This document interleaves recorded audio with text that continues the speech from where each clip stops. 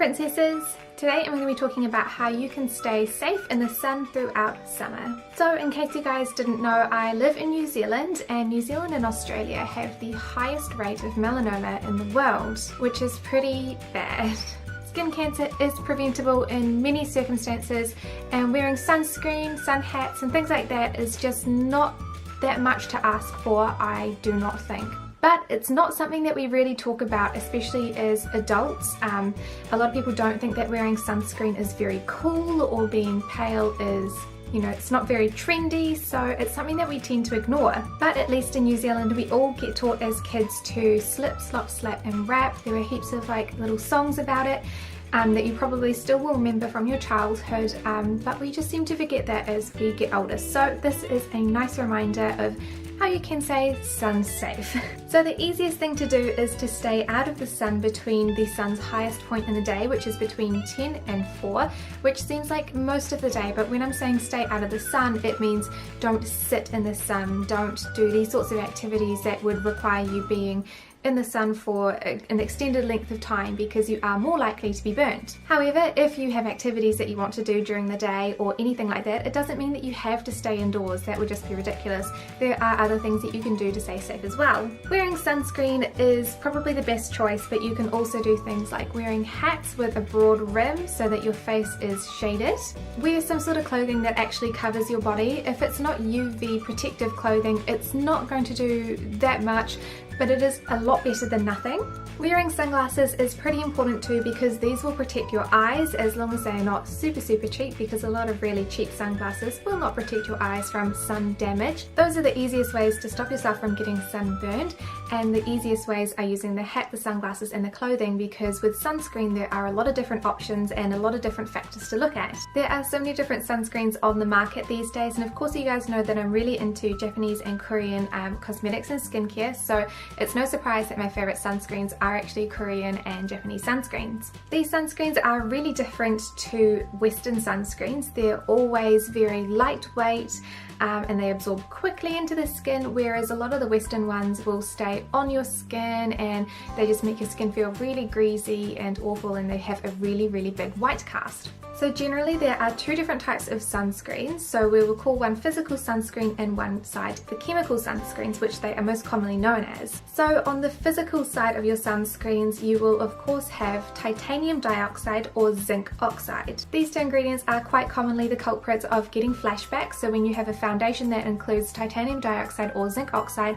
when you take flash photography, your foundation is likely to have a white bounce back effect, which is not very pretty. On our other side, which is the chemical sunscreen side, there are a lot of different ingredients to go in these ones. So you've got things like octocrylene, avobenzone, tinsorb S, tinsorb M.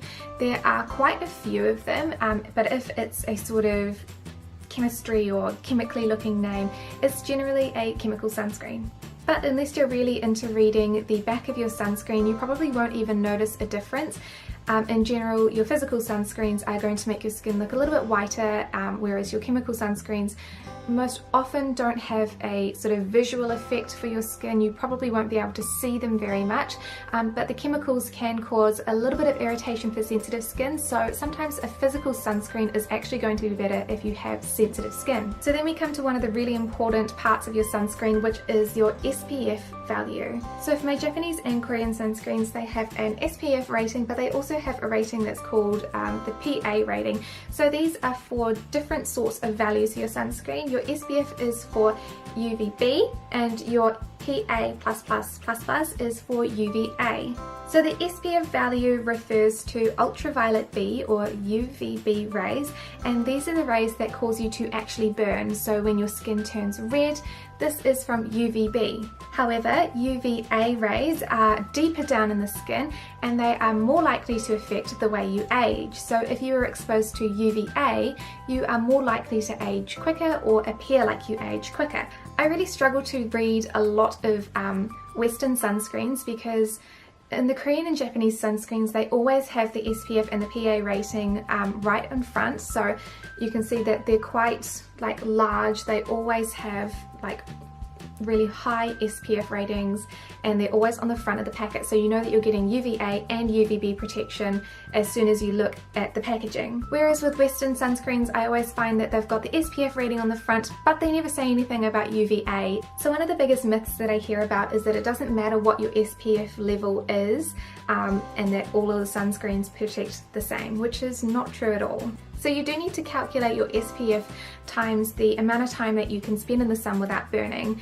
And I actually have no idea how long I could spend in the sun without burning, because I cannot say that I've sat outside and timed my skin in terms of like what color it's getting. But for safety, I would say that I could probably spend about 10 minutes out in the sun without burning. So what we do is we take our SPF rating and we times it by 10, so that gives us 500 minutes of sun protection. Another of the myths is that you can have your sunscreen on for 500 minutes and then once those 500 minutes are up, your sunscreen is done. It's not going to do anything, which is not exactly true. If you were in the sun for 500 minutes, then that would be true. But if you go inside, you're not having any exposure to the sun, and therefore your sunscreen is not deteriorating. But if you're sweating, or if you're doing something like wiping your face, if you wipe the sunscreen off, of course it's not going to be there, of course it's not going to work. But if you're not touching your face and you go inside for 8 hours while you work, when you come outside your sunscreen is still going to be effective, but probably not at 100%. We also get told that we need to reapply our sunscreen regularly, which is great, but what happens when you're wearing makeup? Of course, it's very difficult to reapply sunscreen over makeup, and there are two ways that you can do it without actually ruining your makeup. So by far the easiest way to reapply your sunscreen is to use a sun spray. There are a couple of issues with using a sun spray. The first being this is supposed to be used for your face, but you should not be inhaling it, so it is a little bit difficult to apply. You have to sort of apply the sunscreen and then sort of run away so that you don't inhale the fumes, because they are bad for you. The second problem is that it's really difficult to tell how much sunscreen you've actually put on, because of course it is a mist, so you can't really measure how much you've already put on. You just have to blindly guess. So it's convenient, but it may not always be very accurate. The second way to reapply your sunscreen would be to just use a cushion puff or like a beauty blender, something that's going to distribute the sunscreen evenly across the skin, and is not going to disturb your makeup if you're dabbing it really, really lightly. So just imagine like if you're patting it on, sort of like this, you wouldn't disturb your makeup very much, or as little as possible. Of course, if you're not wearing makeup, it's very easy to reapply and there is no excuse.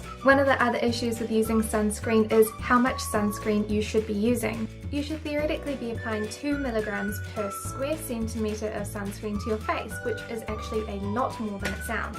In general, we say that 1/4 teaspoon is enough for you to cover your face. One of the problems a lot of people face is that they believe that using a moisturiser with a small amount of SPF or a foundation that has a small amount of SPF, no matter how high the SPF is that they're getting adequate protection, and in reality you're really not. The reality is that the sunscreen is diluted when it's in a moisturiser or a foundation, so you're not really applying the same amount as that you would if you were actually applying just a sunscreen. So even if I was using the same exact measurements to apply, so 1/4 teaspoon of sunscreen versus 1/4 teaspoon of a moisturiser with SPF in it, it's not going to match up, because the majority of the moisturiser is moisturiser, not sunscreen. Even if the moisturiser was 1/4 sunscreen, you'd still need to apply 4 times as much moisturiser to get the same protection of just using a sunscreen. You also cannot double up on your SPFs as well, so if I use an SPF 50 sunscreen and then I use an SPF 25 foundation, it doesn't become SPF 75. It just stays as SPF 50. So I'm not adding any sun protection by having sun protection in a foundation or a moisturiser. And that is it for my tips on how to stay sun safe during the summer. There are a couple of things that I haven't covered because I am not an expert on them. So for instance, sun protection when you're doing water sports, or if you're swimming, because I don't really do that, or like if you're running outside. I'm not an expert on waterproof sunscreens because I don't use them, because I do not do those activities, so I'm sorry. And also how to recover from sunburns. I haven't been sunburnt since I was, I think, 16, and the last time I got sunburnt pretty badly, so I have all of these freckles that you probably cannot see from when I blistered and burned really badly when I was that age, so I haven't been sunburnt since. It's safe to say that I really learnt my lesson from it is stupid. Really stupid. It really hurt. So I don't really have any at-home remedies for a burn, but do remember that a sunburn is still a burn, so treat it like you would if you had just burnt your hand on hot water. Put yourself in cold water, that'll help a lot. Use aloe vera gel, things that will cool your skin down, and if it affects more than 20% of your body, it is advisable that you go see your doctor. So have fun this summer and stay sun safe, and I will see you next time. Bye!